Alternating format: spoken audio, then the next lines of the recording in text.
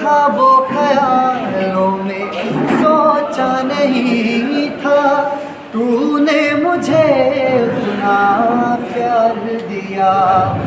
मैं जब भी जहाँ भी कड़ी धूप में था, तेरी जुल्फ ने मुझ पे साया किया।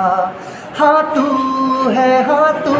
है मेरी बातों में तू है, मेरे ख्वाबों में तू, यादों में तू, इरादों में तू है। हाँ तू है मेरी बातों में तू है, मेरे ख्वाबों में तू, यादों में तू, इरादों में तू है, इरादों में तू है। লাঠির মুখেও গানের সুর। সম্প্রতি সোশ্যাল মিডিয়ায় ভাইরাল হয় এমনই এক ভিডিও, যেখানে এক সেনাবাহিনীর জওয়ান খালি গলায় গানে মেতে ওঠে নেট দুনিয়া। সেই সেনা জওয়ানের নাম তামিম চৌধুরী। যদিও সেই গান গাওয়ার কারণে তাকে শাস্তিও পেতে হয় বিস্তর, তবুও কাজের ফাঁকে সময় পেলেই তামিম বসে পড়ে গান বাজনার আসরে। হুগলির কোন্নগরের বাসিন্দা তামিম চৌধুরী পেশায় একজন কমব্যাট ফোর্সের সৈনিক। তার কাজ যেখানে আইন প্রশাসন বিঘ্নিত হয় সেখানে গিয়ে পরিস্থিতি সামাল দেওয়া। পরিস্থিতি সামাল দিতে কখনো লাঠি কখনো টিয়ার গ্যাস তাকে হাতে তুলে নিতে হয়। তবে সুযোগ পেলেই সেই লাঠি ছেড়ে গিটার হারমোনিয়াম নিয়ে বসে পড়ে তামিম।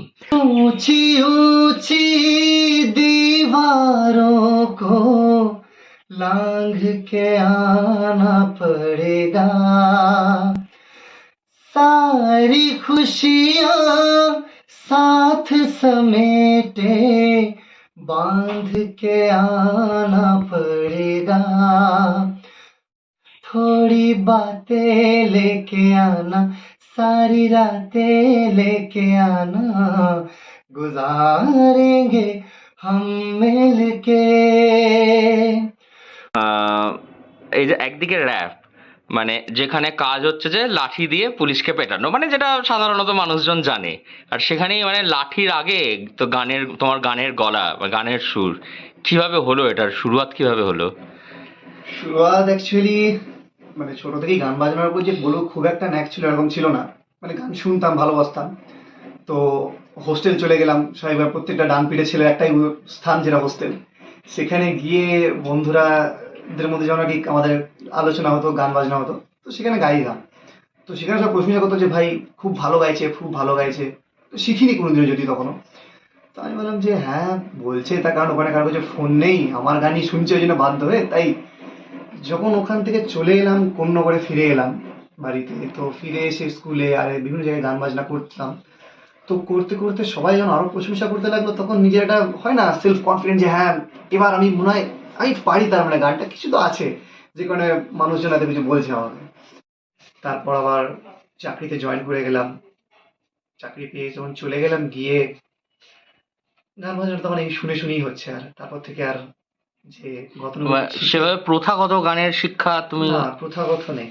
প্রথাগত গান হচ্ছে ওই শুনে, লোকের শুনে কিছুটা। কি করো তুমি, চাকরি কি করো? আমি ওয়েস্ট বেঙ্গল পুলিশে আছি। পুলিশের একটা ফোর্স আছে যেটার নাম হচ্ছে র্যাপিড অ্যাকশন ফোর্স, যেটাকে আপনারা সবাই হয়তো র্যাপ বলে জানেন, খুব পেটায়।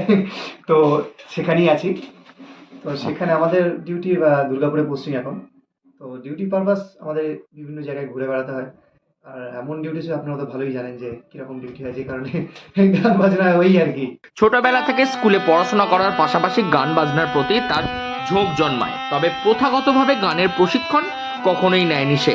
বন্ধুরা তার খালি গলার গান শুনে তাকে বাহবা দিত অনেক ছোট থেকেই।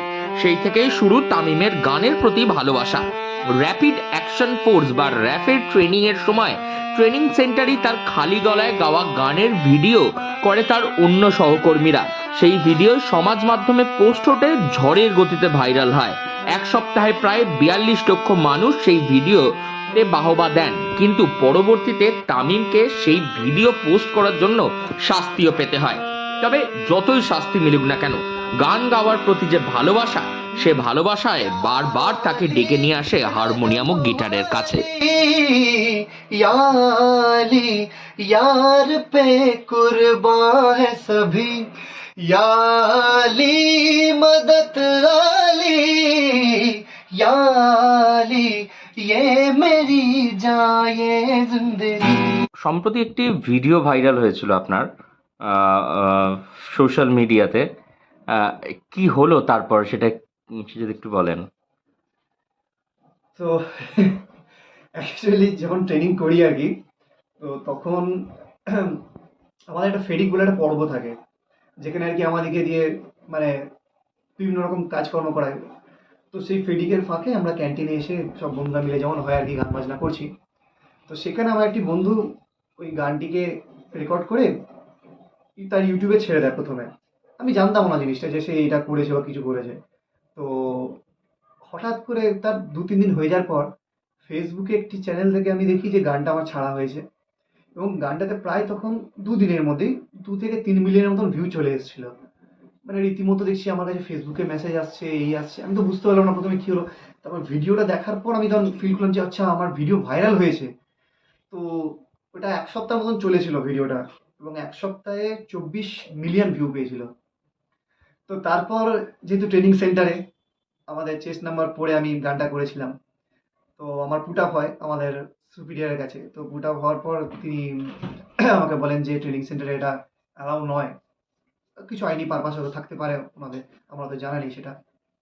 তো তাদের বলেছিলেন যে এটা অ্যালাউ নয়। তো সেই কারণে গানটা যে চ্যানেলটি ছেড়েছিল সেই চ্যানেলটিকেও গানটাকে ডিলিট করতে হয়, এবং তারপর আস্তে আস্তে সব দমে যায়।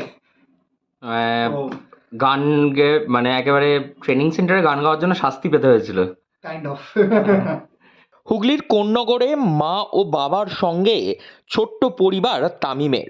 তামিমের বাবা পেশায় একজন কলকাতা পুলিশের গোয়েন্দা বিভাগের একজন কর্মরত অফিসার।